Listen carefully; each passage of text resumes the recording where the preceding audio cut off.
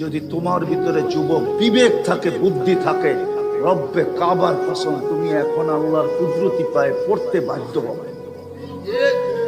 আল্লাহ 24 ঘন্টা সেবা দেয়, তারপরেও ডাকে, তারপরেও 90 জন আসে। এর চেয়ে বড় বেয়াদবি কি বলেন আপনারা? মনোহরদীর মানুষ কে ডাকে? শুধু আল্লাহ। আল্লাহর পরিচয় কি? আল্লাহ কে? আল্লাহ প্রথমে অক্ষর দিয়া পরিচয় দিছে, যেদিক দিয়া করবি আমি আল্লাহ আল্লাহ থাকবো।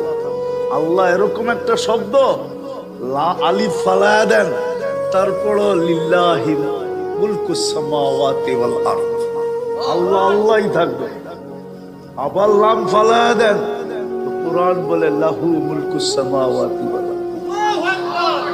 আবার লাম ফালায়া দেন তো শুধু হু থাকবে, হুয়াল্লাহুল্লাযী লা ইলাহা ইল্লা হু। শুধু এতটুকুই না, অক্ষরের পরিচয় শেষ, এখন আল্লাহ জাতের পরিচয় দিতেছে। আমি কে চিনিস? হায় হায়, যদি আমার জাতি মাঝে মাঝে 99 নামের অর্থ দেখত।